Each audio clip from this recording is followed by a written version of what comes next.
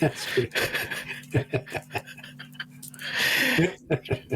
Dennis, my friend, it's a first pitch. All right. It's another week. It's another happy hour. It's my first real happy hour. I mean, it's not been an unpleasant day, but as I said earlier, you're the first person all day who's tried to make me laugh. Number one and number two, you made me laugh and succeeded. Appreciate it. So you're welcome. I'll send you the invoice.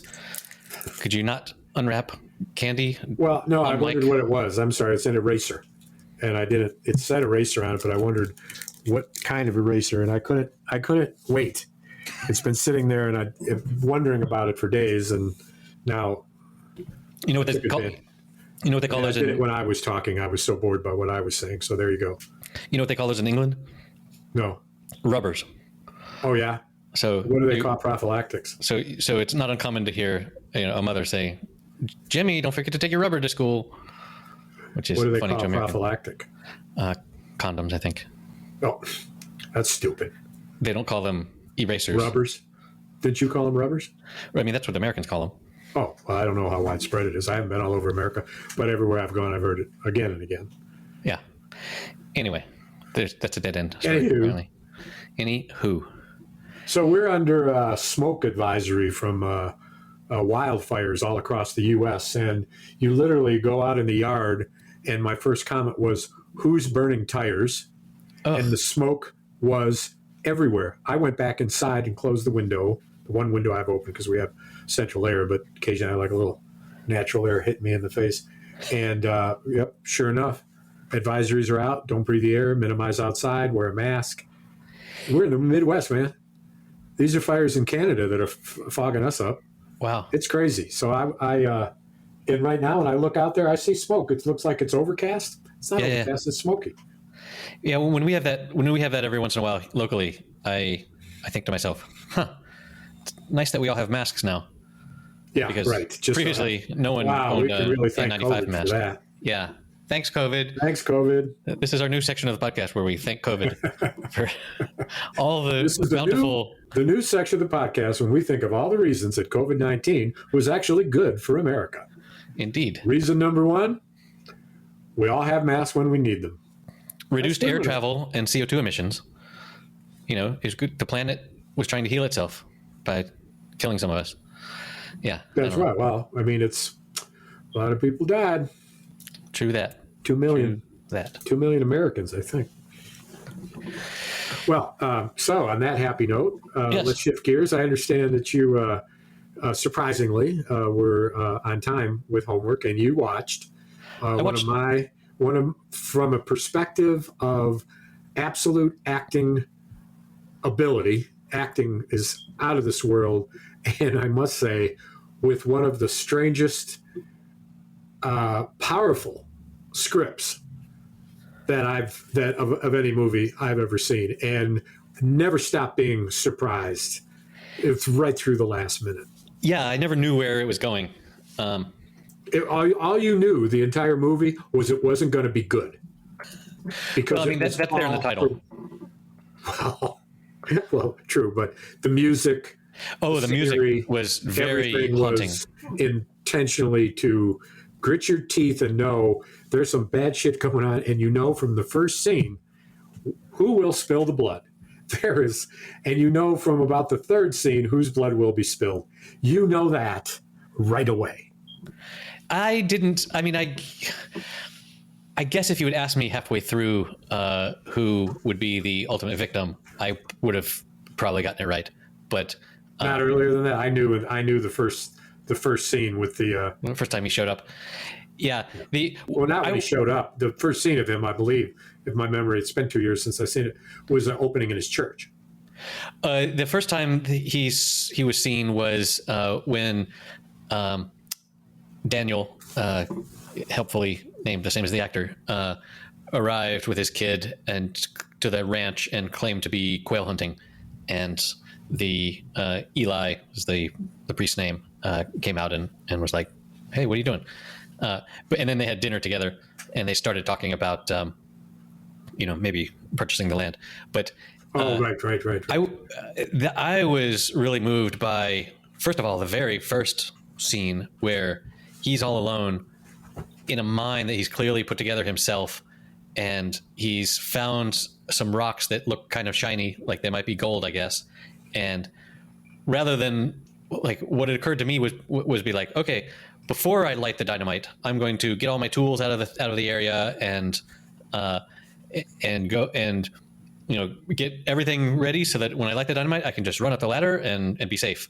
But no, he thought he would have enough time. And anyway, the bit where he clearly like broke his leg and he's down 15 feet in a hole and there's no one around for miles and miles and miles and miles, and he manages to climb up his little ladder with one leg and two arms and then drag himself however far, was just showed the rigor, the willpower, and the gumption that that character has. Tough son of a bitch. Boy, he looks good in a mustache. Well, it reminded me years later of his get up for Gangs of New York. Exactly, he looked very much like that. A similar mustache, but a much better haircut in There Will Be Blood, or is it Thou Shall Be Blood? There Will Be Blood. There Will Be Blood. But his mustache, he might be better than Tom Selleck with a mustache. He looks good in a mustache. Tom Selleck, became old school to me some time ago, but I refer to Sam Elliott. Yes, because he's got the wider. They're both very good mustaches. Do you know what we've seen recently with the actor that played Eli? Oh, yes. It was the Steven Spielberg movie about his youth. Exactly. He played the dad. He's the dad in the I will tell you this: the other thing he did was when he was a writer, an author, a novelist, and he started writing about a woman in his novel, describing her, about who he fell in love with, and she knocked on his door. And he discovered that when he sat alone and wrote, that eventually he noted this, that when he wrote and he waited, what he wrote happened. That's a cool premise. I would like that. It's a great premise. And he heretofore was not a great writer. And it's a psychological thing too, where you're not exactly sure, whether this is happening or whether he's absolutely out of his mind. That's my kind of genre. What do you know the name of that? The woman who plays the woman is known to me, and when you remind me of her name when you look this up, I will tell you what else she's been in. And just as a bookmark, I want to talk about Tom Hanks' documentary From the Earth to the Moon and the early acting of now famous actors in that 24-part series. But back to this. Interesting. Yeah. Yeah, I can't see from the titles exactly what that would have been. Let me think. Yeah, it's hard to say. It might have been a woman's name, like not For Candy. Ellen, Love and Mercy, Okia. I don't know. Well, anyway, we'll leave that to. He was only to say that if you love this, you will absolutely love that. I mean, Paul Dano. The other thing that he was in that I recently saw was with the dude from the Disneyland shit, the kid with the wand. Harry Potter. Harry Potter. The actor who's Harry Potter, whatever the fuck his name is, who I've known forever. Daniel Radcliffe. Yes. Radcliffe played the body, and Paul Dano played the live guy. And the live guy, Paul Dano, was on a deserted island and ready to kill himself from insanity or whatever, and found the body, played by Daniel Radcliffe, and formed a relationship with him. And the whole movie is a dialogue between him and the dead body, and the dead body in his mind, hallucinatory, of course, right, moves and talks back to him. That's Daniel Radcliffe at his best. Paul Dano is always at his best. I've never seen him in a movie where he misses a beat. Huh. He's so good. But this movie, There Will Be Blood, is the best I've seen him in. It doesn't get better than that. It's very, like, it feels to me like they really nail the period and the Everything's made of wood, but it's not super Wild West. Like they have telephones and railroads. It's real. It's rugged West is what it is. Rugged West, yes. It's like holy shit, this was rough. But you can, if you're out in the woods camping with a guy, you can kill him and bury him, and no one will ask questions. Yeah. Because, who knows who he is or where he is, right? Yeah. Those were the days. Yeah.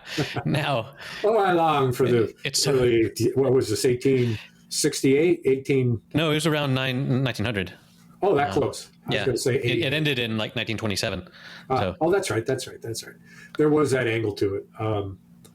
And I also love, in a movie like this, and I'll draw a parallel or opposition with another movie, the realistic filth of the clothing and the area, so dirty. And the unhealthiness. And I would compare that to just one of my all-time favorite, it should be Academy Award-winning cowboy movie, with Robert Duvall and Tommy Lee Jones, Lonesome Dove, where in the opening scenes of Lonesome Dove, in a place no better off than the location of There Will Be Blood, no better off. And Tommy Lee Jones' character in one of the opening scenes shows him on a horse with a shirt that is not only brilliant white, but is starched and pressed. Nice. With a absolutely clean vest. And he's living out of a 1-room shack in a 3-building town. There's no water anywhere except from a well. And one would imagine maybe he takes his shirts to the local whore, who's played by, what's her name? Lane. Diane Lane. Diane Lane, who is you and I know. If she's in a movie, there will be love. There will be someone who falls in love with her. Yeah. Boy, that's quite a cast. It's not a movie. It's a TV miniseries. That's right. Well, I've read all of his books. Larry McMurtry passed away not too long ago. Steve Buscemi. Wow. Famous for so many iconic movies. All the shit with Jack Nicklaus and Shirley MacLaine, and when he was an astronaut. What's the name of that? It was the follow-up of there were 2 movies together. I'm being stupid. I can't remember it. Whatever. So let's go back to this movie. Wait. Let's focus, Dennis. Focus. I just can't remember shit. I want to focus. Don't yell at me, man. I'm just trying to get through this. It's been a rough day here in Kalamazoo. It's not been an easy day. I had to get up at 3:00 to start work this morning, man. Wow. So had a couple of power naps. Weird. What do I got to do to fall asleep when I'm really not all that tired? I'm just exhausted. What do? I do a project in my head. My next project, taking apart a chair and varnishing it. I literally think through every step I have to do. Yep. It's better than praying. The other thing I did today, which worked really well, is I counted all the prime numbers from 1 to 101. As high as you can go. In my head. And that about put me out. Nice. But this is rough here.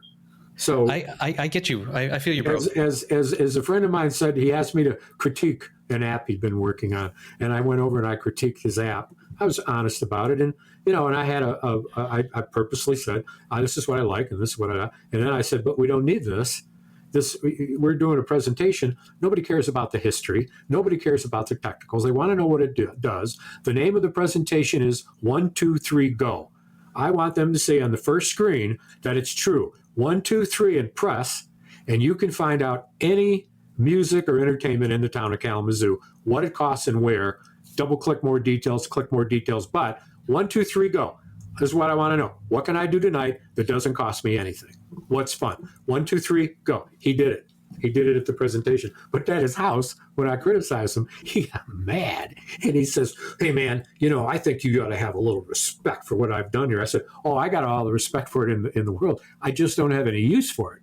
Now, it will be useful later when you have to talk to somebody who you want to give, you money, who may say, well, what's the genesis of this? I mean, why are you doing this? In a longer meeting that's like, get acquainted. He can say, let me show you. He's got some cartoon screens that are good. They're fun. They're quick. But who gives a shit? Yeah, show me. Show me. Show, don't 1, tell. 2, 3, go. Exactly. You know what she called it? she called it. She didn't call it it's called the Calamaticket, and she called it. She said this. The woman we were presenting it to, who's a nonprofit that called the Kalamazoo Experience Learning Center for kids who want to be event coordinators and shit. It's way cool. That's why I'm doing the music with the Latin thing that happened a couple weeks ago, and then the blues thing that's coming up. She's the organizer. We're pitching her this app, the technician who is just so fucking techie. It's like, shut up, man. She's talking. Don't. But anyway, she said this when I finally kind of held up my hand for him to, let her talk. And I said, meeting's almost over. What do you think? What's your advice? And she said, opening words, I love 1, 2, 3, go. We never called it that. Huh. That's what was on the screen. But it was interesting. That's what I told him the name of the presentation was. So worked out well. Now, where were we going? You had some stuff you wanted to talk about. Well, so yeah, no, I did. I very much enjoyed this movie. I didn't really understand anything, and it didn't really explain, but I know more about drilling for oil than I did before. Yeah. Well, that was rugged. Like how, like you had a guy down in there at the beginning.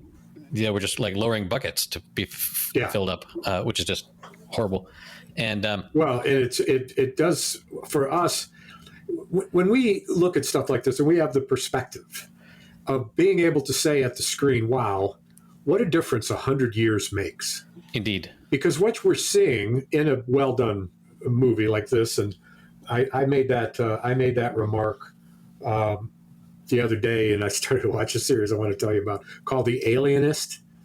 It's on TNT, which means there's fucking commercials, but it's worth seeing. It is frightening. It is The Alienist. Okay, we'll talk about that later. Anyway, where were we? You were talking about looking 100 years ago and right. how. And this movie, There Will Be Blood, was like, wow, what a difference 50 years made, for that matter, with technology for mining and for oil and how it is now. I kept wondering about the smell down there. Yeah. Because can't be good. And what a surprise when the gas explodes and blows the boy away and breaks his eardrums forever. Yeah, those sort of plot twists. Like that's the sort of accident that happens, right? And no one expects it. You couldn't take your eyes off the screen. Yeah, it was, to me, it was. And then when everything was on fire, it was just like, like they and none of this was special effects or anything back 20 years ago when this was made or whatever. It was very, very impressive, and just the general descent into his own mind and sort of like he was always after getting rich, but like he never had a single friend ever, and like we never saw him with any women. It was just this drive for wealth for wealth's sake, or for power's sake, or something. I don't know. Well, I know I will never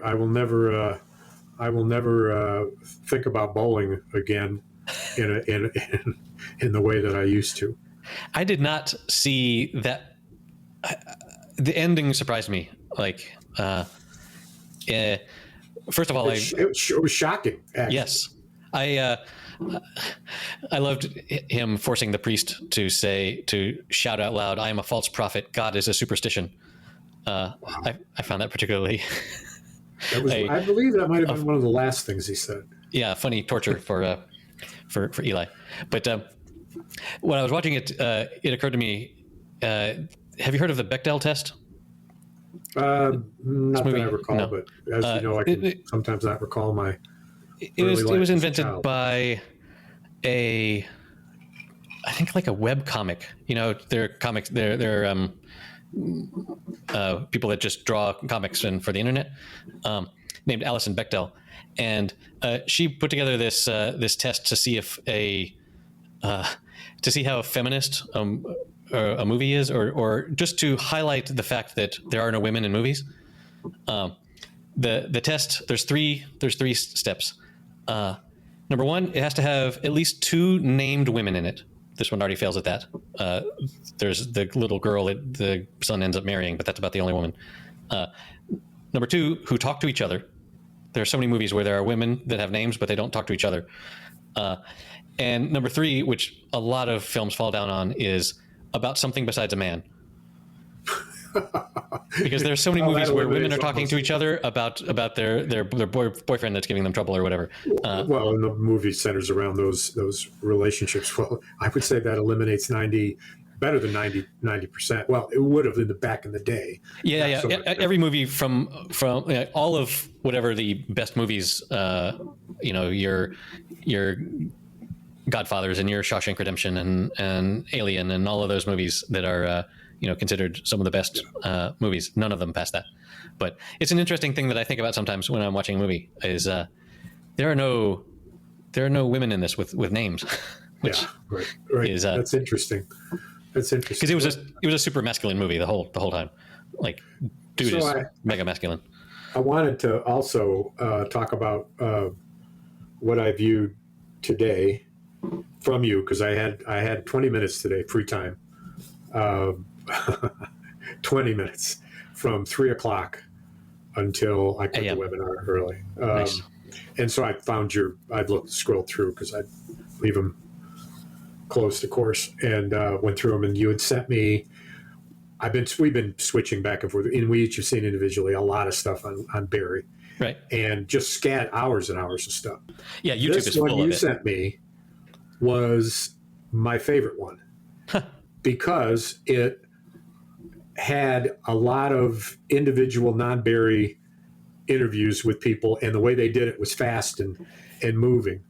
But I was struck by Barry Hader looked so exhausted. Yeah. And his voice when he gets tired, we've seen so much footage of him. We know how he's feeling. He was tired. I mean, he must be because once you're done with the series, then you immediately have to start doing press about it, and only then, eventually, months later, I guess, can you actually relax. But poor guy. And what's fascinating about this episode was I will link to that in the show notes. How he just opened up by saying, "Well, when we did this last episode, I made a really, really big mistake." And described it, with the. He said that same thing in podcast interviews I've heard with him, was that he fell victim to trying to please the fans. Please the fans, that's right. What did he call it? Fannies? Just fan pleasing, or. No, there was some word he used that I'd never heard before. I thought maybe he coined it, but. I don't know. But if you get, he talks about letting that overrule good storytelling, and that can be that's when that starts happening. Fan driven or fan pleasing. Yeah, like he wanted, the mistake that he made was having Sarah put NoHo's hand on the statue, because the fans would love it. Because he thought, that's gonna please the fans, and then the actress piped up and was like, "Why would my character be doing this? Why am I here?" That's what she said. Yeah. Why am I here? But NoHo Hank, what's his name? Oh shit! Why would I even try to remember something as difficult as that? Yeah, I forget his name too. But I've looked at his Instagram, and he's pretty. He does a lot of awareness raising for alopecia. Yeah. And he's active in that community. A buddy of community. mine back home who's got alopecia. He stands 6'4" probably. Damn. He goes 240, and he is that huge image of NoHo. He doesn't have a hair on his body. Right. Not a hair on his body. And he is wild. Do we ever party? He is real wild. And I see him once every couple of years, and the only time I ever see him is in this one bar. And he's always there, and I can go there any time of the day, and he's there. So I go there and see him, Nice. And it's great. That's what I love about going home, and why I'm so glad I don't live there anymore. Is that it's also predictable. Yeah, isn't that yeah? It's funny that the same thing is a positive and a negative. Oh, Yeah. Posinegatory. Negapository. There's a song that my daughter introduced me to, where it's this female singer. It's like a love song from someone that is from Wisconsin that moved out to LA. Yeah. And it's one of the lyrics that I really love is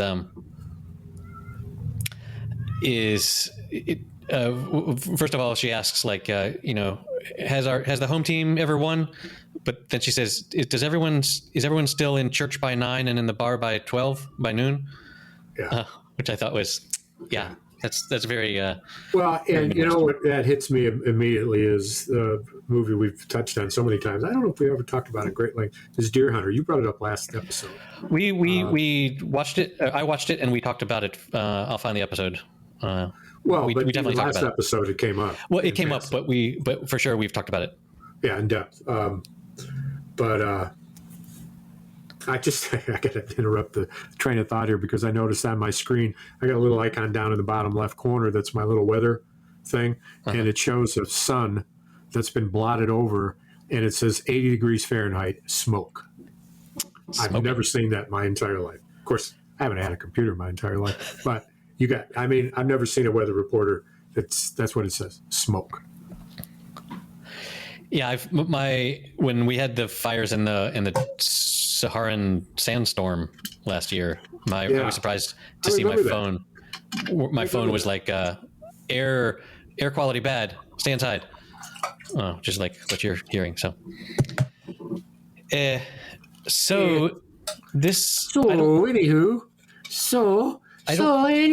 I don't think we're gonna have an episode next week. Oh well, because you know where I'm gonna be. 4th of July holiday. Well, you know where I'm gonna be. You going home? You're going over the pond. You're going to NC. I'm gonna be in Michigan. Whoa. What? Where? Mackinac Island. With your family? Yep. And Paul? Yep. Oh, no shit. Wow. That's next weekend? Next Wednesday? Next week. Next week. I think we're leaving on Monday and we're coming back on like Thursday or something like that. So is the route travel? The route ain't going through Kalamazoo? No, I think we're flying in somewhere close and then to Detroit. To a car. Or you're flying it up north? Yeah, I think so. Yeah. Probably to. See, now I wish I had more details. Well, it doesn't matter. Well, cool. That's a great. So if we wanted to see, we'd have to go there. But we have a 93-year-old man who is in a walker and a 71-year-old woman who's using crutches, and so you can't go anywhere. I'm chain.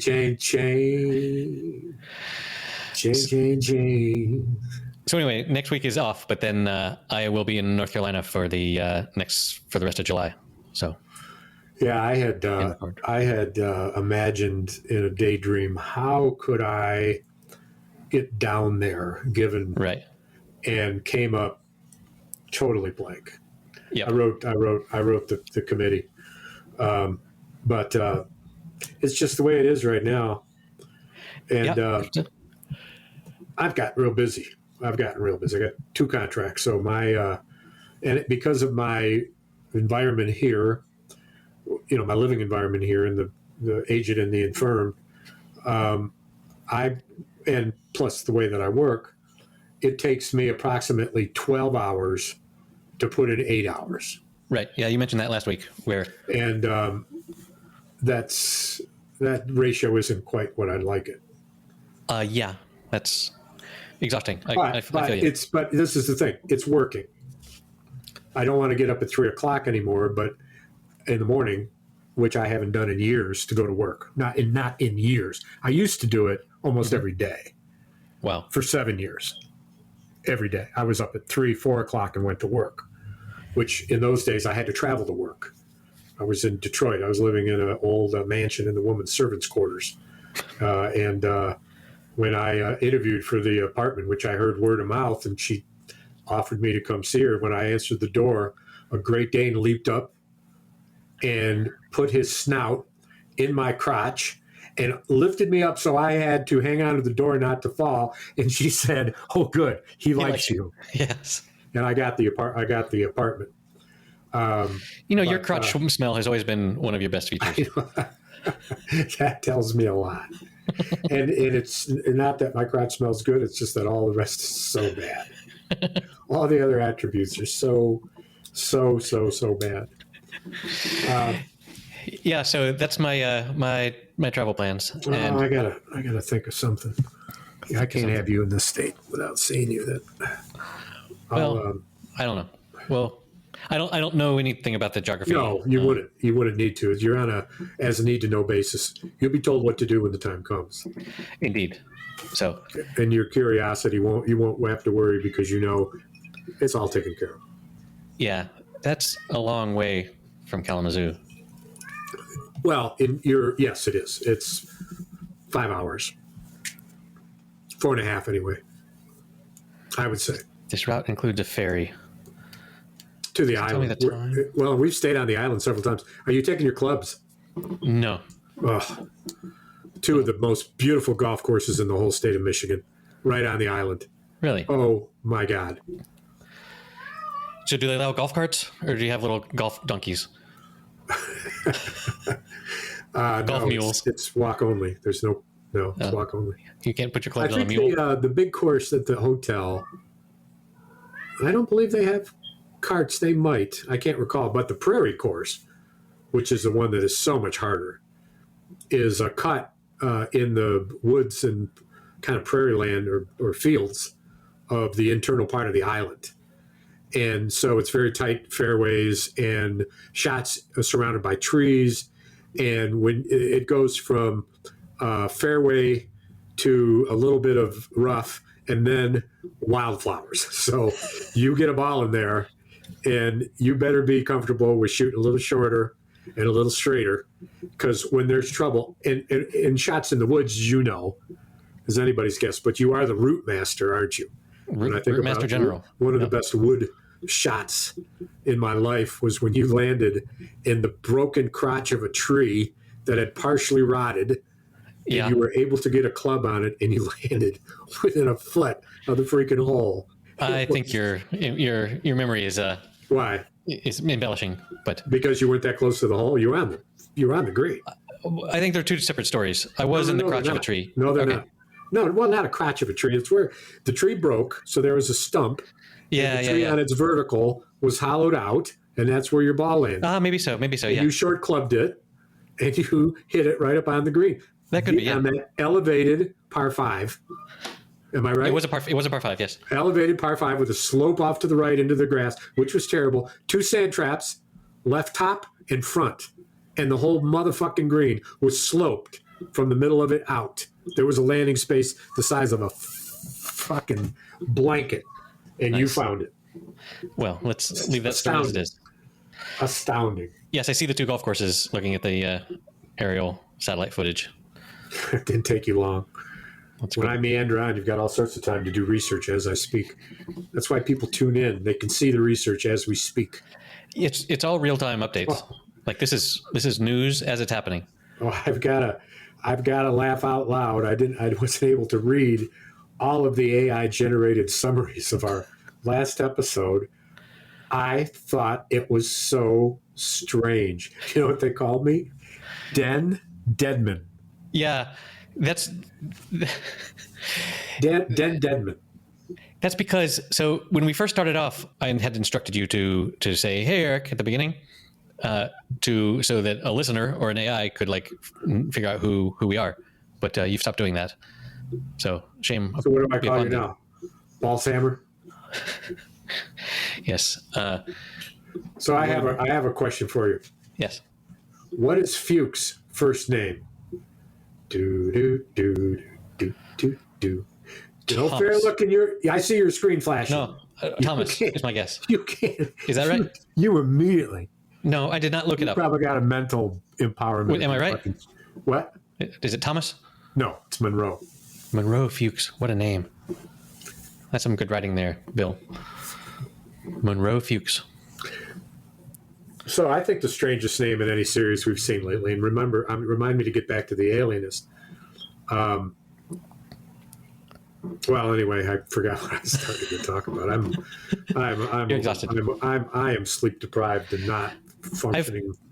I have two topics that I can. Number one, I'll take notes. Number one. So I love it. By the way, when people do that, and really sharp people, and I'm afraid I'm embarrassed to say I include you in here. Real sharp people, if they say, "I've got two things," they can go on and on and on about what apparently they say. Number one, and then they can go on and on. And when you interrupt in a timely way and you say, "What about number two?" or right. "What about your other supposition?" They're immediately there. They were following that outline of 1, 2. So I like that. So go ahead. So you want number one first or number two first? Well, of course, you know that you probably don't want to live with doing number two first because it'll give you nightmares. One is a movie and another is a purchase. Well, I'm sure let's start with the purchase, number two, because we just did a movie. So let's shake it up. So right. Yeah, right. Let's shake it up around the 4 topics we generally cover. When it says gender, it doesn't say eclectic for us. I had never heard of this technology, but when my father was visiting me last, he was like, "I need a new belt," and so we went shopping for a belt. Remember, we were in France, and we found this store called La Belt, and what do they sell? And it was full of belts. And we went in, and the guy with his so-so English told us, "You pick your buckle and you pick your leather." And then we put them together for you. Yeah, and we looked around, and my father said lately he's been wearing a ratchet belt. You know what these are? They tighten and untighten in a. Yeah, you pull it and it goes click, click, click, click, click, click, and stays where you leave it. I had never heard of this. And press a button, it goes the other way. Right, exactly. So when you got to drop your drawers. So it's much more old fine. People's clothes, we call them. Old people's clothes. Old people's clothes. Yeah. It's much more fine control than if you've just got 3 or 4 holes, and depending on your clothes, you have to pick one of the holes. For years, I had to punch holes in my belt because I kept losing weight, and I love my belts, but they got too big. They were drooping. You don't want a belt with a buckle on it that droops down in front of your junk. I mean, that's not a good look. No, not a droopy belt. I mean, that's it could end up becoming your nickname, Droopy.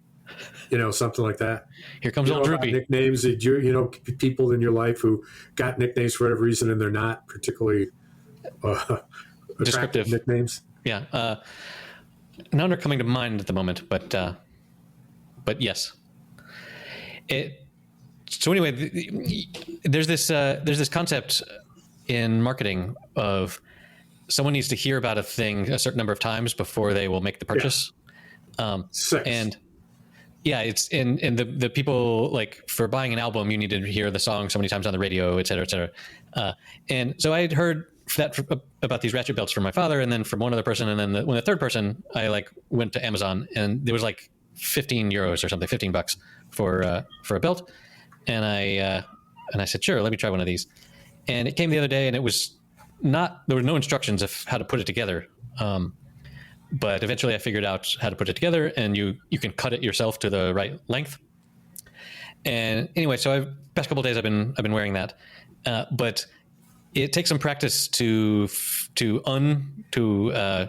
the button to unleash it, to unfasten it. Wait a minute. Stop right there. Stop right there. Unleash was the wrong word. What? To unfasten. Unleash it? We don't have to be quite so self-congratulatory, do we?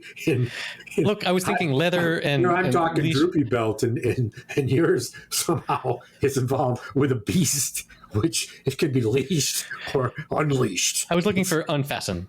Well, no, I think you settled for unfasten. I think your imagination went directly to unleashed, and you're And you went from it was fairy tale, but it didn't last long, and you went back to Fasten Unleashed. Which is it's not much of a problem. Like, you're getting undressed at the end of the day, and you got to takes a little bit. This is why we're number one. However, this story hold on right here, and 2 episodes ago, the drying paint thing.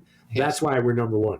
That's it. Well, so wait, go on. I didn't mean to interrupt. However, yes, I did run into a situation where it was very urgent that I pull my pants down. Do pray. Tell me more. Get graphic, so at least some of the people who are listening may want to listen. Get graphic. Did you shit yourself? Where? It was how stressful. much? Details. No. Poundage. Did you shit a ham, as my brother Joe would say?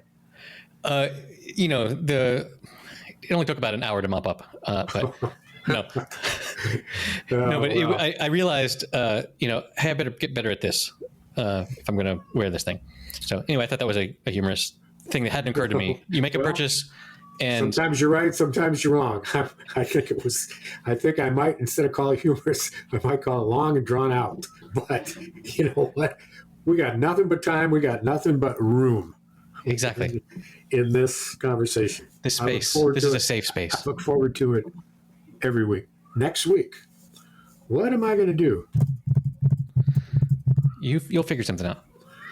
Or I won't. Yeah. I'm in this. How's your helicopter? Oh, that would be cool. Yeah.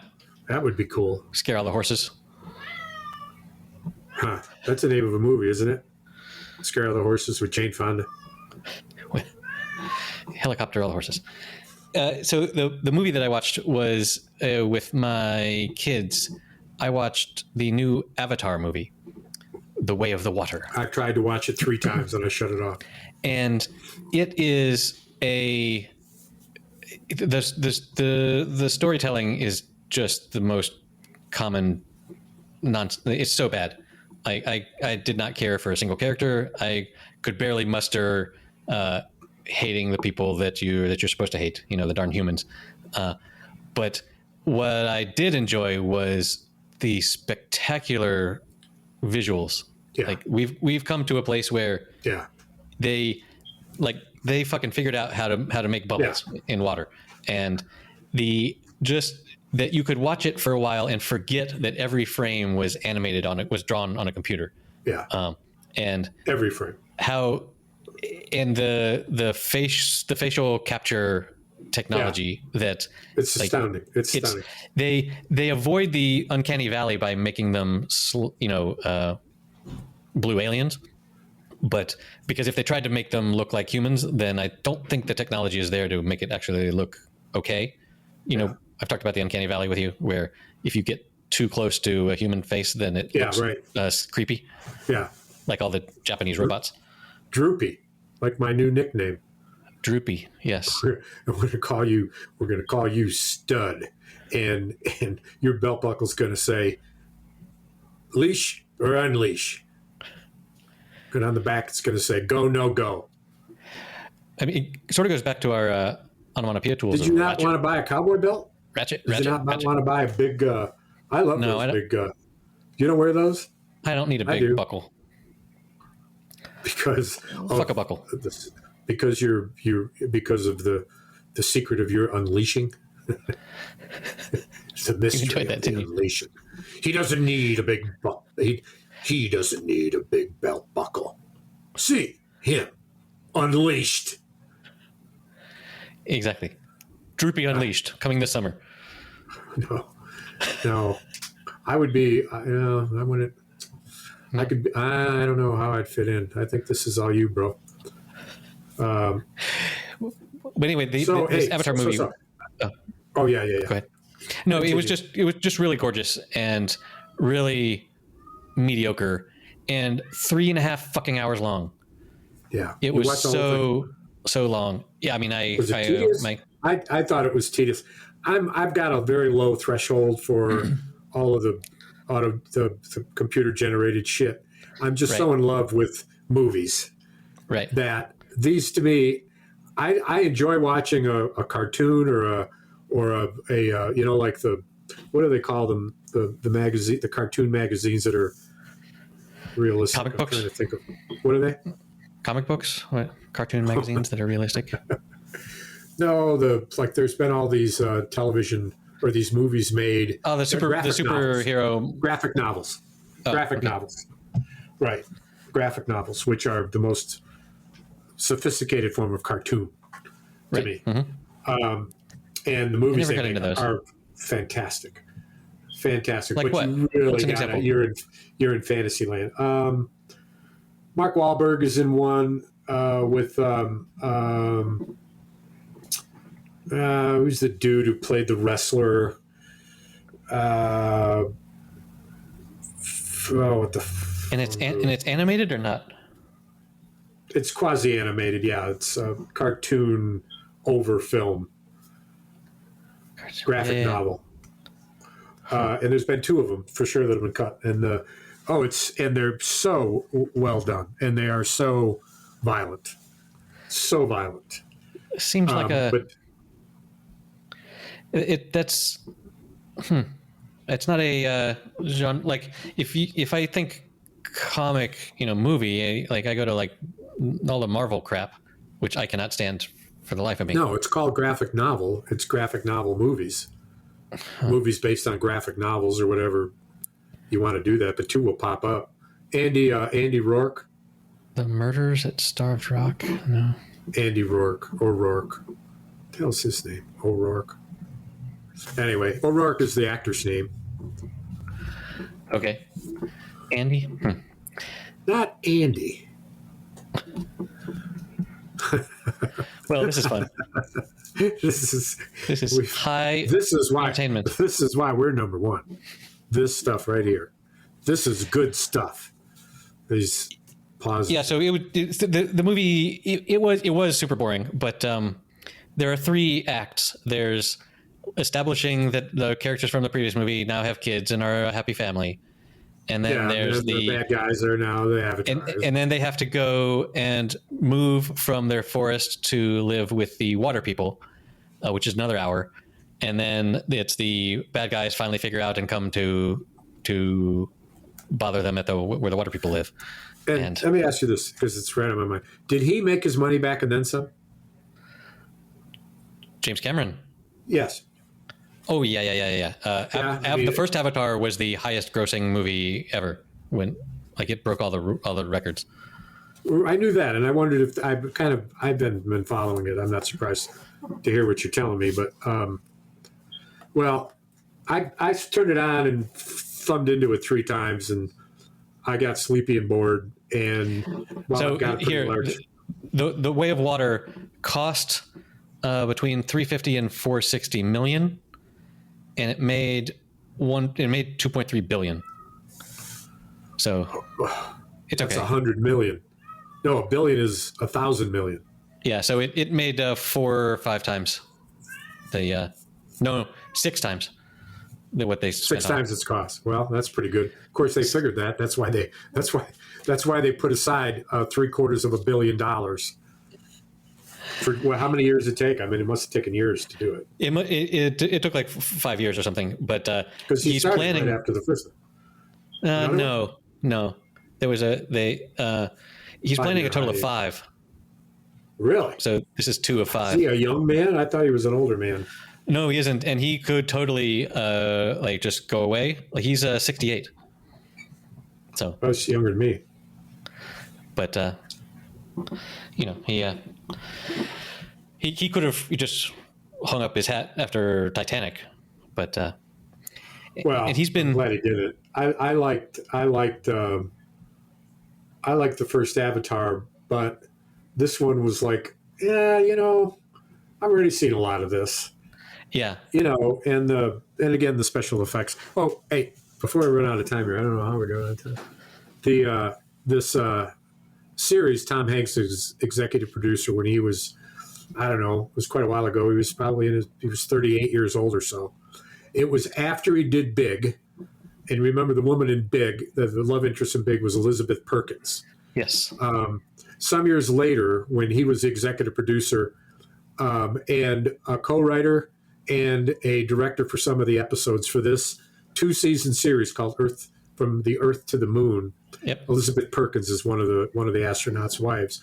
But what I love about this, and I haven't seen a lot of it, and so loving it is something new to me. But it intersperses actual filmage and video of the day with characterization, and it's really good. And it is about every mission to the moon, of which I've only known some, as most people only know some. Right. I know Apollo 13 when there was a problem Very with cool. the oxygen and they got out of it. But because Tom is obsessed with World War II and the moon and the Apollo. Oh, well, yes. And I will tell you this, the episode in the series that is called Apollo 13, I think. Yep. That was before, preempted. It preempted, or was the source of him making the feature movie, Apollo 13, in which I recall he was one of the astronauts. Yes, he was Lovell, and Elizabeth Perkins plays Lovell's wife in this. Which he played in the documentary, in the series. Yeah. Right? And I started mentioning, Tom, what's his name? He plays, the dude ran for president in Succession. Tom Rook. Who's the elder brother. No, that's Conrad. Alan Ruck. Alan Ruck. He just did Ferris Bueller's Day Off before this was filmed. That's how young he is. In this movie, where he plays, in this series, where he plays the guy who, for the first time, thinks about, hey, when you go to the moon in a rocket, you're landing this rocket on the moon, and it's really heavy. How about, instead of landing the rocket, since we now know how to dock different machines in space, why don't you go up in the big rocket and send out a little landing thing? And he drew a picture of it. And that picture he drew, a little stick picture, is what it ended up to look like. And he said, so now all you got to do is get this light thing down there, up and down, and it's all a different thing. That is the subject of episode after episode, because there's so many different ones of those that they built and went to the moon in, and the different reactions people had, and an honest display of a lot of challenges between the astronauts, getting angry and jealous of each other, and the enormous problems in everyone's marriage. They did, no spoilers since it's a bit of history, but there's this team of 9 astronauts that was called the New 9. And then there's a team of old astronauts. It's like the old 6 or whatever, but they followed the lives, particularly of the 9. And of the 9, at the end of the series, only 2 of them were still married to the astronauts. Oh yeah. It's got to break. It's got to break so many marriages, and because you have to be married if you're going to. You have to be married to the job first. And Ed White died in the crash, or the burn. The explosion wasn't a crash because it happened in a training module, caught on fire and killed him. His wife ended up committing suicide. I hate to break it to you, but this series is after the Apollo 13 movie. It's after. And did he play the astronaut?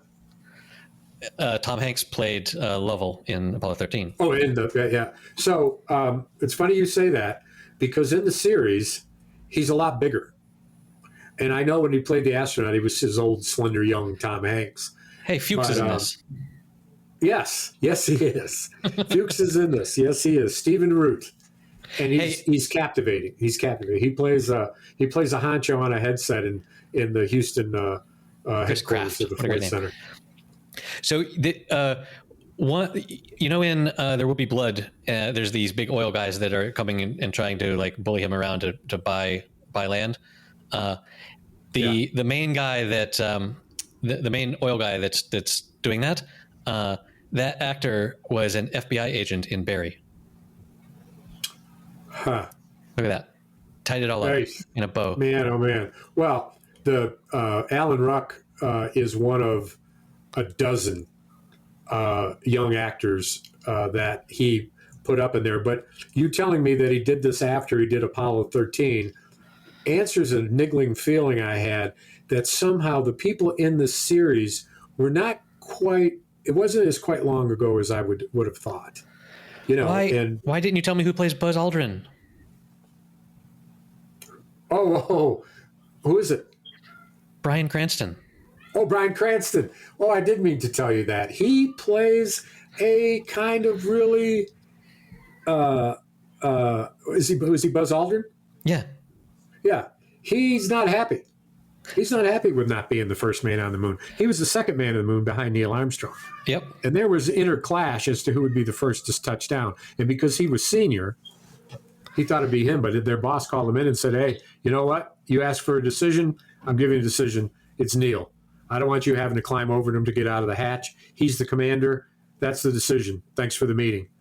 And Wow. it was a whole episode about him talking to his wife, about trying to talk to Neil Armstrong. And Neil Armstrong says, What are you trying to talk to me about? I'm There's only focused on the 12 mission." episodes. What's that? I thought there was 2 seasons. No, there's 12 episodes. I mean, maybe it's 6 and 6, but No, I'm not in I'm still in the first season. well, this, I don't think I this read that miniseries one. came out in 1998, and there are 12 total episodes. God, there's 25 years ago. Wow. Just 12, though.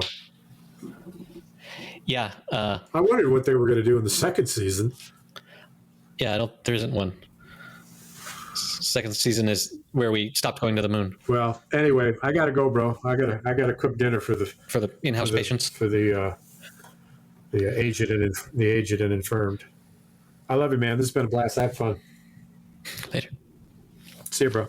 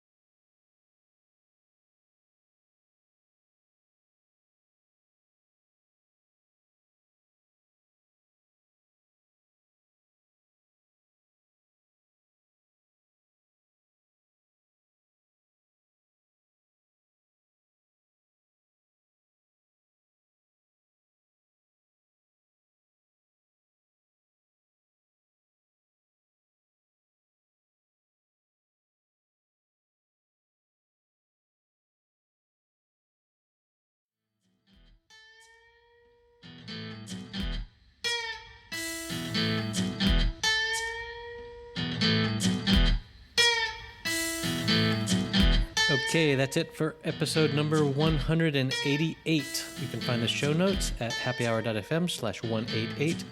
And boy, howdy, are there show notes. All those movies that Dennis couldn't remember, I actually looked them up and figured out what they are, and they are in the show notes. You can help support us at patreon.com/happyhour. And if you support us at the Gin Martinis level, you can watch videos of all this nonsense.